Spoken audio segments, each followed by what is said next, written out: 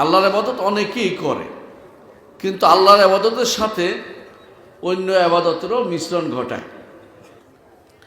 আল্লাহর বাণী শুনতে আমরা সবাই এসেছি, রসুলের বাণী শুনবো, দুইটা করার জন্য আমরা এখানে এসেছি। কিন্তু আল্লাহর বাণীতে আল্লাহ কি বলছেন সেটা বোঝা দরকার, ঠিক কিনা? রাসূলুল্লাহ সাল্লাল্লাহু আলাইহি ওয়াসাল্লাম কি বলেছেন সেটাও বোঝা দরকার। এই জন্য আমরা এই আয়াতগুলোতে আল্লাহ তাআলা কি বলেছেন এটা আমরা অন্তরে গেঁথে নেই, এবং সেটা আমাদের জন্য সারা জীবনের পাথে হবে ইনশাআল্লাহ।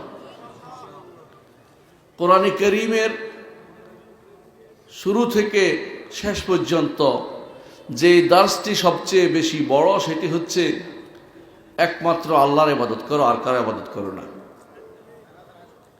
একমাত্র আল্লাহর ইবাদত করো। ওয়া কাদা রাব্বুকা আল্লা তা'বুদু ইল্লা ইয়্যাহ। কাদা শব্দের বিভিন্ন অর্থ আছে, কিন্তু এই অর্থ এখানে হচ্ছে আমারা। আল্লাহ নির্দেশ দিচ্ছেন যে একমাত্র আল্লাহর ইবাদত করতে হবে। আল্লা তা'বুদু ইল্লা ইয়্যাহ, একমাত্র আল্লাহর ইবাদত করতে হবে। বাংলাদেশের মানুষের, মুসলিমদের মধ্যে ভালো করে জিজ্ঞাসা করেন তোমরা কার ইবাদত করো, তারা বলে আল্লাহর ইবাদত করি।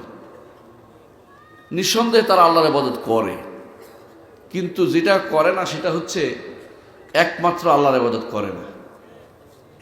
বুঝছেন কিনা? পার্থক্যটা বুঝছেন কিনা? আল্লাহর ইবাদত অনেকেই করে, কিন্তু আল্লাহর ইবাদতের সাথে অন্য ইবাদতেরও মিশ্রণ ঘটায়। আল্লাহর ইবাদত তারা করে।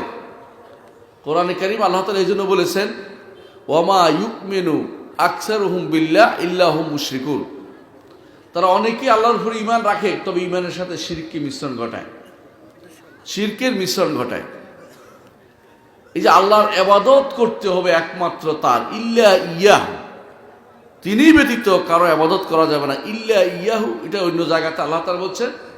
কোরআনে কারীমে যেটা অন্য জায়গা আছে লা ইলাহা ইল্লাহু, কোথাও আসছে লা ইলাহা ইল্লাল্লাহ আসছে। তাহলে বোঝা গেল আবার নবীরা এসে একটা কথাই বলতেন, নবীরা, সমস্ত নবীরা একটা কথাই বলতেন, ইয়া কওমে ইবুদুল্লাহ মা লাকুম মিন ইলাহিন গায়র। হে আমার কওম, একমাত্র আল্লাহর ইবাদত করো, আল্লাহ ব্যতীত তোমাদের আর কোনো ইলাহ নেই। সমস্ত নবীরা এই জন্য প্রেরিত হয়েছে, এবং কোরআনগুলো অর্থাৎ আল্লাহর বাণীগুলো সব এই জন্য নাজিল হয়েছে। এটাও কোরআনে কারীমে আল্লাহ তাআলা বলেছেন যে আল্লাহ তা'বুদু ইল্লাল্লাহ। কোরআনের কথা বলে আল্লাহ তাআলা বলছেন কিতাবুন ফুসসিলাত আয়াতু সুম্মা উহকিমাত আয়াতু সুম্মা ফুসসিলাত মিন লাদুন হাকিমিন খাবীর। আল্লাহ তা'বুদু ইল্লাল্লাহ, আল্লাহ ব্যতীত কারো ইবাদত করা যাবে না। এটা কিন্তু কোরআনেরও দাবি। সমস্ত আল্লাহর কিতাবের দাবি হচ্ছে আল্লাহ ব্যতীত কারো ইবাদত করা যাবে না। ইবাদত আল্লাহর করে মানুষে।